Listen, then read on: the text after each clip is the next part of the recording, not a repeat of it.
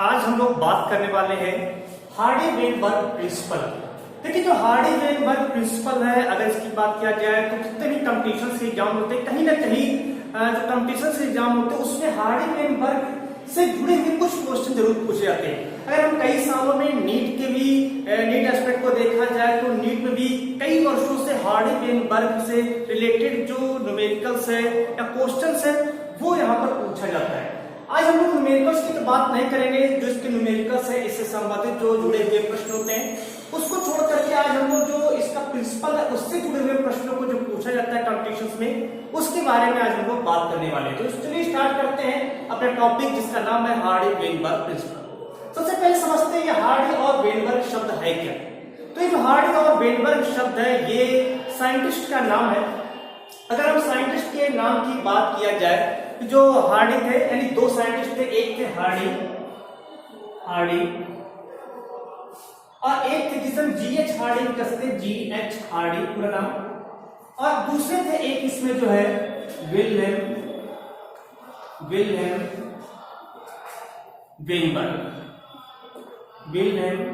Weinberg. तो दो वैज्ञानिक थे हार्डी तथा वेनबर्ग जिन्होंने हार्डी-वेनबर्ग प्रिंसिपल दिया था। देखिए हार्डी-वेनबर्ग प्रिंसिपल में आज हम लोग बहुत सारे टॉपिक पढ़ेंगे, जैसे इसमें कि हार्डी-वेनबर्ग प्रिंसिपल का रूल्स कहां पर यूज होता है, इसके फार्मूला को भी आज हम लोग समझेंगे।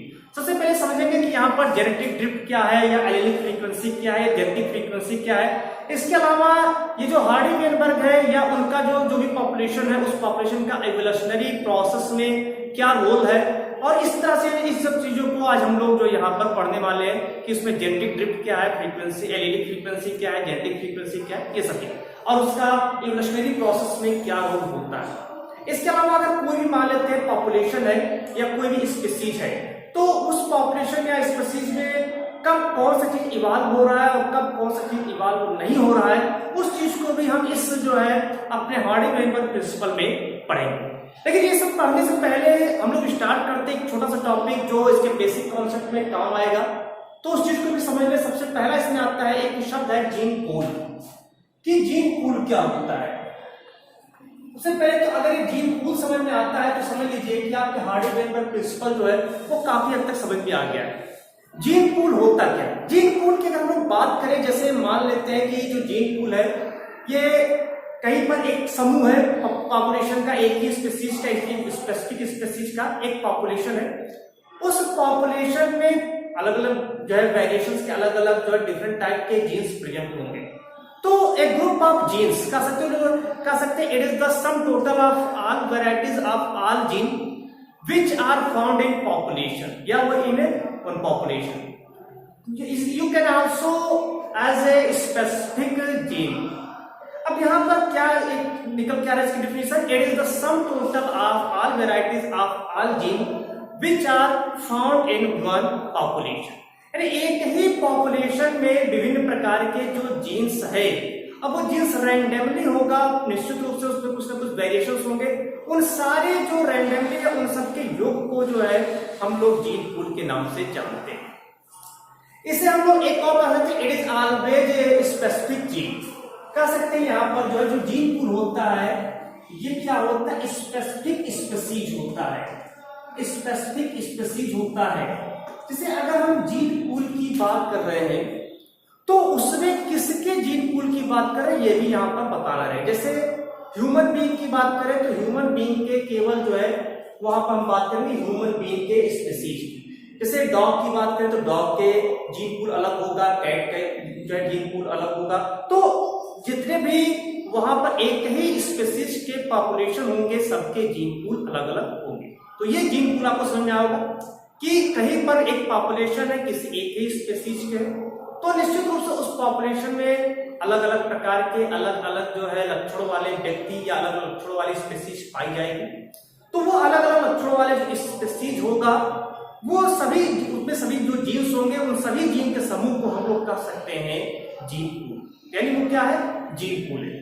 अगर हम इसको एक समझे एग्जाम्पल से, मान लेते किसी एक वन पर्टिकुलर की हम लोग बात करें, एग्जाम्पल देते हैं कि कोई एक वन पर्टिकुलर बात, जैसे कि यहाँ पर हम मेंडल की बात करेंगे, मेंडल के अकॉर्डिंग हार्डी-वेनबर्ग प्रिंसिपल को समझेंगे। यहाँ पर हम लोग बहुत ज्यादा जैसे मल्टीपल एलिस उसके विषय में नहीं पढ़ना है, केवल यहाँ पर हम लोग को मेंडल के नियम के अनुसार हार्डी-वेनबर्ग प्रिंसिपल को यहाँ पर समझना है। तो सबसे पहले यहाँ पर एक एग्जांपल लेते हैं, जैसा मेंडल ने दिया था टालनेस एंड ड्वार्फनेस का। आप लोग पढ़े थे टालनेस एंड ड्वार्फनेस, जो पाइसम सटाइवम नामक जो प्लांट्स था, उस पाइसम सटाइवम में हाइट के अकॉर्डिंग अगर हम लोग कैरेक्टर्स को शो किए थे, तो उसमें टालनेस और एक ड्वार्फनेस था। जैसे मान लेते हैं टी, हम लोग क्या उसको नोट किया था टी, इसके पहले में पढ़ा चुके हैं ये चीज। तो ये क्या है, ये टालनेस या ड्वार्फनेस है, जो हाइट है उस हाइट को यहाँ पर ये शो करा रहा है। अब इसमें अगर हम देखें तो कितने एलील हो सकते हैं, कितने टाइप के हो सकते हैं जो टर्म है, तो यहाँ पर हम देखेंगे दो प्रकार हो सकता है, या तो ये डोमिनेंट होगा और या तो फिर ये जो है रेसेसिव कैरेक्टर वाले होंगे। तो एक कैपिटल टी से डिनोट करते हैं और एक स्पेसिफिक स्मॉल जो है स्मॉल टी से डिनोट करते हैं। क्या इसके अलावा और भी कोई एलील या जीन इस टालनेस और डार्कनेस या हाइट को डिनोट कर रहा है?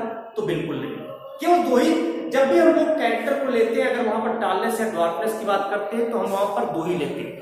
यानी एक कह सकते हैं जहां पर जो है एलिल, जो एलील है वहां पर हम जो है एलील लेते हैं, यानी एक कैपिटल टी और एक स्मॉल टी लेते हैं। कैपिटल टी भी हो सकता है, स्मॉल टी मतलब हम लेते हैं तो हमेशा पेयर में ही लेते हैं, ये चीज का ध्यान देना है। तो इसमें दो संभावना है, या तो एक डोमिनेंट होगा और एक रेसेसिव होगा। तो यहां पर दो ही संभावना बनेगी, तो डोमिनेंट या तो रेसेसिव होगा, यानी कैपिटल टी से डिनोट करेंगे, और दूसरा स्मॉल टी से। ये दोनों है क्या, अगर इसकी हम लोग बात करें तो कैपिटल टी है या स्मॉल टी है, इसी को मेंडल ने फैक्टर कहा था, और इसी को हम लोग जो है एलील या फिर जीन के नाम से जानते हैं। मेंडल ने इसी के लिए इन्होंने फैक्टर शब्द का यूज किया था, लेकिन मॉडर्न एज में अगर हम लोग बात करें तो मॉडर्न एज में इसी को एलील या जीन के वर्ड में हम लोग यूज करते हैं। चलिए एग्जांपल लेते हैं, जैसे मान लेते हैं एलिलिक फ्रीक्वेंसी। अगर हम बात करें यहाँ पर एलिलिक फ्रीक्वेंसी होता है, एलिलिक फ्रीक्वेंसी देखिए, अगर हम यहाँ पर एलिलिक फ्रीक्वेंसी की बात करें तो फ्रीक्वेंसी मतलब होता है डिस्ट्रीब्यूशन कर सकते हैं उसकी, कि इस एलील की फ्रीक्वेंसी क्या होगी इस।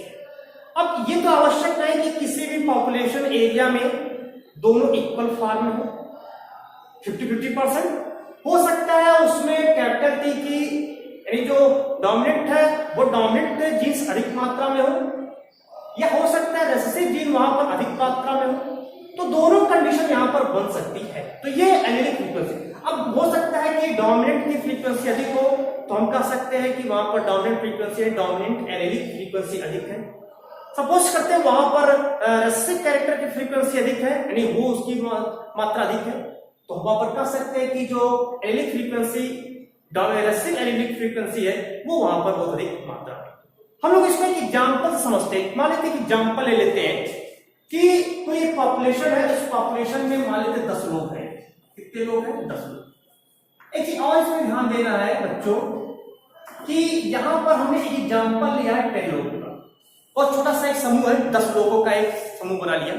लेकिन जो हार्डी-वेनबर्ग प्रिंसिपल है वो कभी भी छोटी आबादी पर एक्यूरेट नहीं होता है। हार्डी-वेनबर्ग प्रिंसिपल छोटी आबादी के लिए बिल्कुल भी नहीं है। हार्डी-वेनबर्ग प्रिंसिपल हमेशा बड़ी आबादी को डिनोट करता है। तो मैंने यहाँ पर एक एग्जांपल या हाइपोथेटिकली एग्जांपल है जो हार्डी-वेनबर्ग प्रिंसिपल से तो ज्यादा मतलब नहीं है, क्योंकि ये बहुत ही छोटी सी पॉपुलेशन है और स्मॉल पॉपुलेशन में हार्डी-वेनबर्ग प्रिंसिपल लागू नहीं होता है। लेकिन समझने के लिए यहाँ पर मैं केवल एक जो है एग्जांपल ले रहा हूं। मान लेते हैं कि किसी एक पॉपुलेशन है, उस पॉपुलेशन में एक ही स्पीशीज की पॉपुलेशन, वहां पर 10 लोग हैं। अब उस 10 लोग में वहां पर जो उसमें जीन की संख्या है वो किस प्रकार है उसको यहां पर देखेंगे। हो सकता है इसमें से capital T capital T capital T capital T capital T capital T capital T capital homozygous dominant वाले 4 लोग हैं। ये 4 लोग 10 लोगों में से 4 लोग जो है वो होमोजाइगस डोमिनेंट है, 4 इसमें से हेट्रोजाइगस डोमिनेंट है, हेट्रोजाइगस है। और इसके अलावा जो है अब 2 लोग जो है यहां पर जो है वो होमोजाइगस रेसेसिव वाले हैं। ध्यान से आप देखेंगे, क्योंकि मैंने कहा पेयर में रहता है, डिप्लॉयड होती है। तो ये क्या हो रहा है कि यहां पर 10 लोगों का एक समूह, 10 लोगों के समूह में 4 लोग होमोजाइगस डोमिनेंट है, 4 लोग हेट्रोजाइगस है। दो लोग होमोजाइगस रेसिसिव है, यहां पर इसको समझेंगे। तो यहां पर क्या हो रहा है कि हमने एक एग्जांपल लिया है, जो कह सकते हैं कि एक हाइपोथेटिकली एक एग्जांपल लिया है कि पॉपुलेशन 10 लोगों का एक समूह लिया है। अब इसमें एलिलिक फ्रीक्वेंसी क्या होगा? देखिए एलिलिक फ्रीक्वेंसी यहां पर अगर हम बात करें तो एलिलिक फ्रीक्वेंसी ज्ञात करने के लिए फार्मूला दिया गया है। इसमें दो है, एक पी और क्यू। हम इसको कैपिटल में भी लिख सकते हैं, स्मॉल में लिख सकते हैं। तो एक पी होता है और एक होता है क्यू। तो हम इसको स्मॉल से भी लिख सकते हैं, कैपिटल लेटर से भी लिख सकते हैं। इस चीज को यहां पर ध्यान दीजिएगा आप, ठीक है। अब यहां पर जैसे पी क्या है, अब इसको पी से किसको डिनोट करते हैं, तो कह सकते हैं allylic frequency of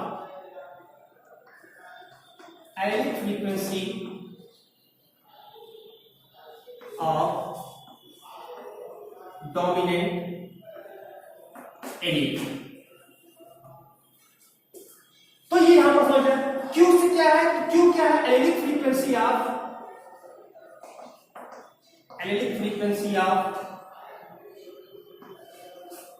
recessive allele.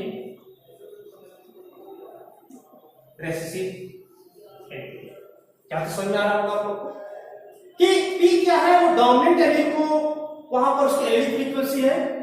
Q क्या है, रेसेसिव एलील की जो एलिलिक फ्रीक्वेंसी होती है, लेकिन यहां पर जी। अब यहां पर हम ये काउंट करते हैं कि इसमें जो कैपिटल टी, क्योंकि ये टी है तो पी किसको डिनोट कर रहा है, जो डोमिनेंट यानी कि कैपिटल टी।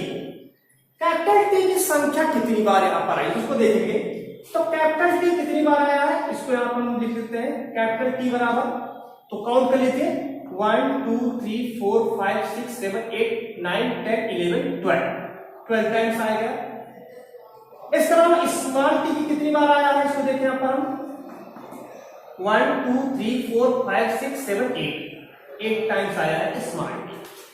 तो रेसेसिव जो एलील था वो रेसेसिव एलील 8 टाइम आया है, जबकि जो डोमिनेंट एलील है वो यहां पर 12 टाइम आया है।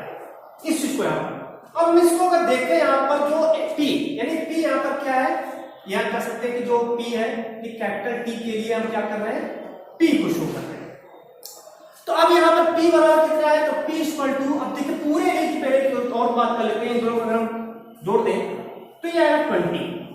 अगर हम इसको पूरा जो है हम यहां पर काउंट करें तो जीन की संख्या में एलील की संख्या कितनी हो जाएगी, तो 10 × 2 = 20। तो ये एलील की संख्या यहां पर हो जा रही है, क्योंकि हमेशा पेयर में होता है, इस चीज को यहां पर ध्यान रखना है। तो 10 लोगों के समूह में ये 20 एलील्स यहां पर आ रहे हैं, और उस 20 एलील्स में से जो डोमिनेंट एलील है वो 12 टाइम्स आया है, एंड जो रेसेसिव एलील है वो 8 टाइम्स यहां पर आया है। अब इसमें टी की संख्या कितना है, तो यहां पर है 12 टाइम। तो 12 को मल्टीप्लाई कर देंगे, अपान कर देंगे 20 से, तो ये हमारा आंसर आएगा 0.6। ये आंसर आ गया। इसी प्रकार स्मॉल टी को हम लोग डिनोट करते हैं क्यू से। क्यू कितनी बार है, यानी कि स्मॉल टी 8 टाइम्स 8/20। इसको अगर हम करेंगे तो ये हमारा आंसर आएगा 0.4। तो यहां पर एक फार्मूला निकल करके आ रहा है, और फार्मूला हो गया P + Q = कितना आएगा, 1 आएगा। अगर हम इसको छोड़ दें, अगर हम इसको परसेंटेज में लेकर देखते हैं तो 60 और 40%, अगर परसेंटेज में निकालते हैं तो 60 और 40% यहां पर आएगा, और 60 और 40% को अगर हम ऐड कर दें तो हो जाएगा 100%। यानी कि अगर इसको हम 1.6.4 को जोड़ते तो ये आएगा हमारा 1.0। तो ये हमारा जो है एक फार्मूला बन करके आया P + Q = 1। तो ये हमारा यहां पर निकल के आया P + Q = 1। तो इस तरह से हमने देखा क्या कि किसी जो पॉपुलेशन, उस पॉपुलेशन में जो एलिलिक फ्रीक्वेंसी है उसका सबसे पहले हम डोमिनेंट एलील का एक फ्रीक्वेंसी निकाल लेते हैं, रेसेसिव एलील का एक फ्रीक्वेंसी निकाल लेते हैं, और दोनों को जोड़ने पर हम देखेंगे तो वहां पर हमारा आंसर 1 ही आएगा, P + Q = 1। चलिए इसको हम लोग दूसरे एग्जांपल से समझते हैं। दूसरा एग्जांपल ले लेते हैं, यहां पर एक दूसरा एग्जांपल लेते हैं, आई होप समझ में आया होगा। दूसरे एग्जांपल को यहां पर समझते हैं।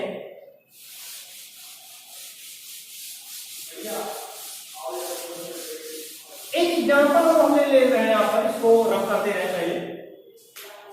अब जैसे मान लेते हैं कि किसी भी पॉपुलेशन में, किसी दूसरे पॉपुलेशन में वहां पर हेटेरोजाइगस के बीच में अगर जो क्रॉस कराया जाता है तो क्या होगी कंडीशन, इसको देखेंगे। जैसे मान लीजिए सपोज करते हैं कि कैपिटल ए स्मॉल ए और कैपिटल ए स्मॉल ए, ये इन दोनों के बीच में यहां पर हम क्या कर रहे हैं, क्रॉस करा रहे हैं। तो इसमें से हम देखें तो यहां पर दो एलिमेंट आ जाएंगे, एक कैपिटल ए दूसरा स्मॉल ए।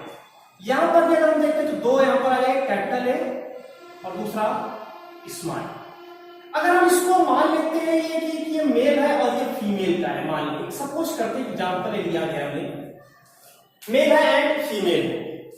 तो यहां पर क्या हो रहा है कि अगर हम स्पर्म मान लेते हैं, ये ओवम मान लेते हैं, तो स्पर्म का जो ए जीन है, ये ए जीन जो है, एक एलील जिसको हम कह सकते हैं, ये ओवम के इस वाले से भी जुड़ सकता है और जुड़ करके कैपिटल ए बना सकता है, या जो है ओवम के इस वाले एलील से भी जुड़ सकता है जा करके, तो ये कैपिटल स्मॉल ए बनाएगा। इसी प्रकार ये वाला जो है स्पर्म का ए एलील, ये ए एलील इस वाले से भी जुड़ सकता है, तो ये कैपिटल स्मॉल ए बनेगा, या इस वाले एलील से जुड़ सकता है स्मॉल ए। तो यहां पर देख क्या रहा है कि जब हम दो हेटेरोजाइगस में कर रहे हैं, यहां पर भी वही भी आएगा, हार्डी-वेनबर्ग प्रिंसिपल भी यहां पर लागू हो रहा है। तो यहां पर क्या देख रहे हैं कि 1/4 होमोजाइगस डोमिनेंट है, 1/4 होमोजाइगस रेसेसिव एलील है, जबकि इसके हम बात करें तो इसको 1/2 कर सकते हैं या 2/4 कर सकते हैं, ऐसा नहीं 2/4, तो 1/2 भी लिख सकते हैं या 2/4 लिख सकते हैं, ये यहां पर एलील प्रेजेंट होता है। अब इसमें से हम ये देखेंगे कि यहां पर जो है होमोजाइगस कितनी बार है और जो हेटेरोजाइगस कितनी बार है, होमोजाइगस डोमिनेंट या होमोजाइगस रेसेसिव यहां पर कितनी बार है। तो यहां पर देखेंगे सबसे पहले यहां पर इसको हमने ए को मान लेते हैं कैपिटल पी, यानी यहां पर शो करते हैं कि पी बराबर कैपिटल ए और क्यू बराबर स्मॉल ए। यहां पर समझ आया, कोई प्रॉब्लम नहीं। अब कैपिटल ए यहां पर कितनी बार आया है, तो पी इंटू टी, तो ये हमारा आ गया पी स्क्वायर। इसको हम इस तरह से लिख सकते हैं पी स्क्वायर। इसी प्रकार इसको देखिए तो क्यू इंटू क्यू, इसको हम लिख सकते हैं क्यू स्क्वायर। लेकिन यहां पर आप देखेंगे तो पी भी है, पी और क्यू भी है, और कितनी बार है, तो ये यहां पर 2 टाइम्स है, 2 टाइम्स पी है 2 टाइम्स ए है, तो इसको हम यहां पर 2pq लिख सकते हैं, 2pq लिख सकते हैं। तो हमारा फार्मूला क्या बनकर के आ रहा है, P square plus Q square plus 2pq equal to 1। ये हमारा दूसरा फार्मूला हो गया। कभी कभी बच्चे क्या करते हैं, 2 को भूल जाते हैं या 2 को छोड़ देते हैं और P square plus Q square plus pq equal to 1 लिख लेते हैं, इक्वल टू 1। तो इस चीज को ध्यान रखना है कि यहां पर 2pq लिखना है, क्योंकि 2 टाइम्स यहां पर है, तो ये यहां पर P square plus Q square plus 2pq equal to 1, ये भी यहां पर हमें फार्मूला प्राप्त हो गया। अब इस फार्मूले से या इस क्वेश्चन से पूछ सकता है, कंपटीशन में पूछे जा सकते हैं कि इसमें होमोजाइगस डोमिनेंट की एलिलिक फ्रीक्वेंसी कितनी, वो आपको क्या करना पूछ सकता है। होमोजाइगस यहां पर देखेंगे, यहां पर जो क्यू है, होमोजाइगस रेसेसिव एलिलिक फ्रीक्वेंसी कितनी है, तो आपको केवल ये ज्ञात करना है। ध्यान रखिएगा, अगर होमोजाइगस डोमिनेंट फ्रीक्वेंसी पूछता है तो केवल ये ज्ञात करना है, लेकिन यहां पर होमोजाइगस की बात कर रहा है, होमोजाइगस रेसेसिव फ्रीक्वेंसी पूछता है तो ये ज्ञात करना है। या हो सकता है केवल पूछ ले कि जो प्राप्त है इसमें से डोमिनेंट एलिलिक फ्रीक्वेंसी बताइए, उस कंडीशन में आपको यहां पर ध्यान देना है कि डोमिनेंट एलिलिक फ्रीक्वेंसी, यहां पर भी डोमिनेंट एलिलिक है पी स्क्वायर और साथ में यहां पर भी डोमिनेंट है, डोमिनेंट शो कर रहा है, तो इस कंडीशन में आपको पी स्क्वायर प्लस 2p भी यहां पर निकालना पड़ेगा, इसकी फ्रीक्वेंसी निकाल लीजिए। हो सकता है पूछ ले केवल और केवल जो है कि वहां पर जो है recessive frequency, recessive allylic frequency क्या है, तो रेसेसिव एलिलिक फ्रीक्वेंसी यहां पर होमोजाइगस हेटेरोजाइगस की बात नहीं कर रहा है, केवल रेसेसिव एलिलिक फ्रीक्वेंसी की बात कर रहा है। तो आप वहां पर क्यू स्क्वायर को भी आप करेंगे, क्यू स्क्वायर प्लस 2q यहां पर है, तो इसको यहां पर आप जो है निकाल लेंगे। लेकिन अगर हम मान लेते कहा कि हेटेरोजाइगस एलिलिक फ्रीक्वेंसी कितनी है, तो हेटेरोजाइगस एलिलिक फ्रीक्वेंसी को केवल आपको इतना निकालना है 2pq निकालना है। होमोजाइगस रिसेसिव एलिलिक फ्रीक्वेंसी निकालना है तो केवल q स्क्वायर को, होमोजाइगस डोमिनेंट एलिलिक फ्रीक्वेंसी को निकालना है तो केवल p स्क्वायर को यहां से जो है सॉल्व कर लेना है। तो ये हमारा इस तरह से आंसर निकल के आएगा। लेकिन पूरा अगर फार्मूला देखें तो p square plus q square plus 2pq equal to 1 यहां पर जो प्राप्त होता है। तो इस तरह से हम अपने जो न्यूमेरिक जो टर्म है उस न्यूमेरिक टर्म्स को यहां पर जो है जान सकते हैं। तो p square plus q square plus 2pq equal to 1 यहां पर हो सकता है। तो ये हमारा यहां पर कंडीशन बनता है। तो हमारे पास दो फार्मूले निकल गया है, एक तो p square plus q square plus 2pq equal to 1 आ गया। एक दूसरा हमने फार्मूला भी जस्ट इससे पहले लिखा था, ये फार्मूला भी आपको याद रखना है, p plus q equal to 1। Means यहां पर हार्डी-वेनबर्ग प्रिंसिपल अगर आप पढ़ते तो आपको ये दो फार्मूला याद रखना और दोनों फार्मूले में से जिस प्रकार से क्वेश्चन करेंगे, कि मैंने कहा कि इसके न्यूमेरिक जो है वो न्यूमेरिक को जो है कंपटीशन या नीट में बहुत ज्यादा बार पूछा है। अगर आप उठा करके आंसर को देखेंगे तो बहुत ज्यादा बार क्वेश्चन पूछा जा चुका है। कभी इस वाले फार्मूला पर बेस्ड पूछ लेगा, कभी इस वाले फार्मूला पर बेस्ड पूछ लेगा। जैसे अभी 2019 के जो नीट हुआ है उस 2019 के नीट में इस फार्मूला पर बेस्ड वहां पर कम एग्जाम वहां पर वो पूछा गया कंपटीशन से। तो ये चीज यहाँ पर था p square plus q square plus 2pq equal to 1 को यहाँ पर डिनोट करना है। इसके बाद अगर हम बात करते हैं इसके कुछ टर्म की, जो यहाँ पर हार्डी-वेनबर्ग प्रिंसिपल है उसकी टर्म की बात कर लेते हैं कि हार्डी-वेनबर्ग प्रिंसिपल होता कैसे।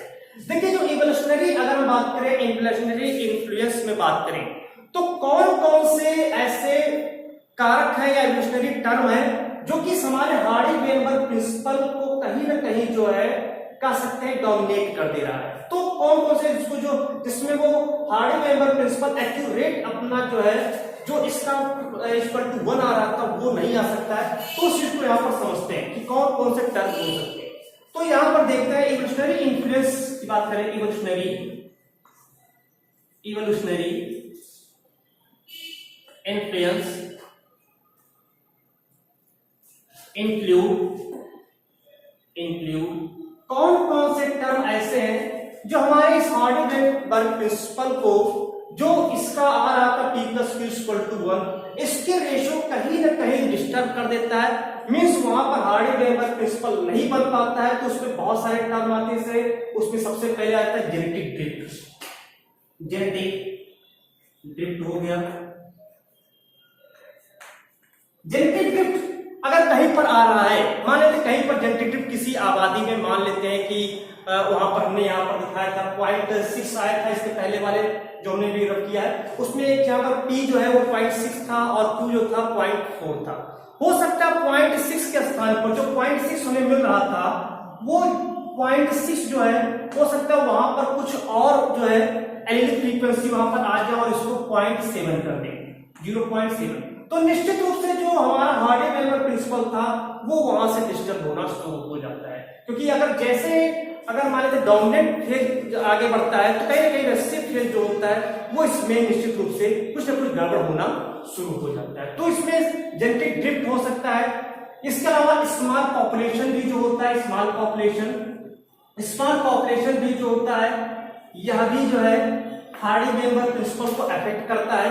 जैसे स्मॉल पॉपुलेशन भी जस्ट मैंने बताया कि हार्डी-वेनबर्ग प्रिंसिपल जो होता है वो एक लार्ज पॉपुलेशन में ही वो उसकी एक्यूरेसी जो है काफी हद तक जो वो एक्यूरेट अपना जो है निष्कर्ष दे सकता है। लेकिन अगर छोटी पॉपुलेशन है, जैसे एग्जांपल मान लेते हैं कि कहीं पर कोई भी बात हो, जैसे कह दिया जाए एक क्लास है, इस क्लास में एक टीचर पढ़ा रहा है, अब उसमें से किसी 2 बच्चे को खड़ा कर दिया जाए। बहुत ध्यान समझेंगे कि एक टीचर पढ़ा रहा 100 बच्चों की क्लास है मान लेते हैं। अब किसी 2 बच्चे, एक बच्चे से पूछा गया कि सर कैसा पढ़ाते हैं, तो बोल सकता है कि सर बहुत अच्छा पढ़ाते हैं। किसी ने कह दिया, किसी दूसरे से पूछ लिया कि सर कैसा पढ़ाते हैं, उसने कहा सर अच्छा बिल्कुल नहीं पढ़ाते हैं। तो अब उन्हीं 2 को मान करके आपने कह दिया कि 50-50% जो है यहाँ पर जो 50% बच्चे जो है वो इस सर को मानते हैं, कहते हैं इस सर का समझ में आता है, जबकि 50% जो बच्चे उनको इन सर का पढ़ाया हुआ नहीं समझ में आता है। लेकिन ये कहीं ना कहीं पूरे 100-200 बच्चे जो है उन 100-200 बच्चों का ये कहीं ना कहीं मानक नहीं होगा। अगर हमें इसको बहुत ज्यादा मानते तो बहुत ज्यादा लार्ज इसका जो है हमें वहां पर कह सकते हैं कि ओपिनियन लेना पड़ेगा। जैसे मान लेते हैं कि वहां पर 100 बच्चे तो तब भी कम से कम 60 से 70 बच्चों का ओपिनियन वहां पर लेते हैं, तब जाकर के हम निष्कर्ष पे पहुंचते हैं कि हाँ ये एक्यूरेसी क्या होगी। तो इसीलिए सबसे पहली चीज कि अगर स्मॉल पॉपुलेशन है तो वो भी जो है हार्डी-वेबर प्रिंसिपल को अफेक्ट कहीं ना कहीं करता है। तो ये स्मॉल वन। दूसरा इसमें जो साइज हो गया, साइज है सेलेक्टिव, जो उसमें साइज जैसे इंटरब्रीडिंग की बात करें यहाँ पर, जो साइज या सेलेक्टिंग है उसमें साइज सेलेक्टिंग में जैसे मेटिंग हुआ या कह सकते हैं ब्रीडिंग है, मेटिंग या ब्रीडिंग। अब सपोज करिए कि कहीं पर जहां पर एक आबादी होती है, एक आबादी में, अब ऐसा तो है नहीं कि वहां पर केवल गोरी प्रजाति हो या केवल काली प्रजाति, ऐसा नहीं हो सकता उस पॉपुलेशन में गोरी प्रजाति भी हो, काले भी हो, लंबे भी हो, कुछ जो है नाटे कद के भी लोग हों। तो अब इसमें ऐसा कट जाएगा कि जो गोरे प्रजाति क्यों गोरे से ही शादी करें, काले वाले काले से करेंगे, नाटे वाले नाटे से करेंगे, लंबे वाले लंबे से करेंगे। तो ये यहाँ पर ऐसा संभव नहीं।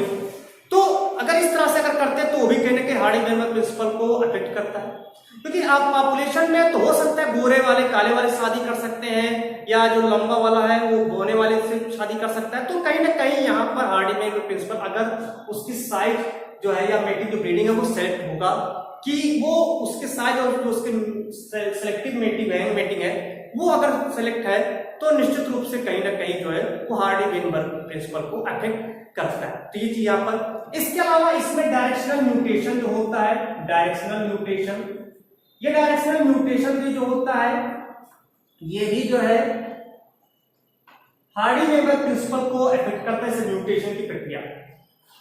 मान लेते हैं जो डोमिनेंट एलीलिक जीन था, उस डोमिनेंट एलीलिक जीन में से कोई एक एलील जीन नष्ट हो गया या रप्चर हो गया या हो सकता है खराब हो गया, किसी प्रकार की कंडीशन बन सकती है। तो उस कंडीशन में वो जीन तो समाप्त हो जाएगा। तो कहीं ना कहीं जो रेशियो मिल रहा था 0.6 0.4 का वो रेशियो वहां पर क्रॉस में गड़बड़ होना शुरू हो जाएगा।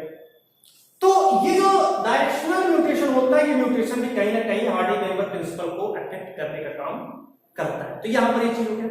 इसके अलावा जीन फ्लो हो गया, जीन फ्लो।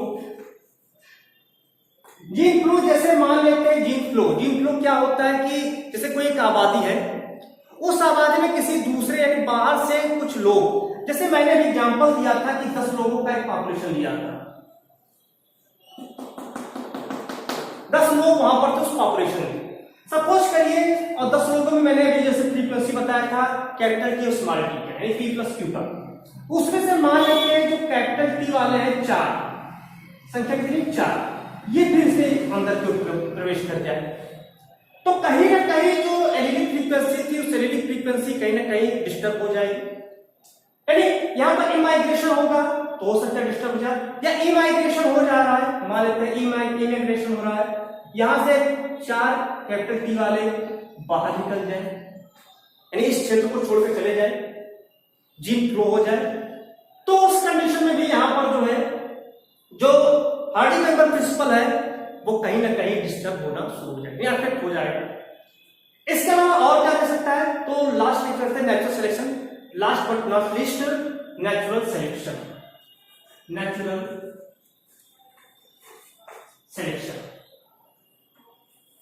अब जैसे मान लेते हैं कि कहीं नेचुरली मान लिया कि नेचुरली सेलेक्टिव करने लगा कि किसको सर्वाइव करना है, किसको सर्वाइव नहीं करना है। इस कंडीशन में भी यहां पर प्रॉब्लम आएगी। जैसे मान लेते हैं कि कोई एक एरिया है, उस एरिया में नेचर ने कर दिया कि इस जो स्पीसीज को जीवित रखना है, बाकी और किसी स्पीसीज को जीवित ही रखना है।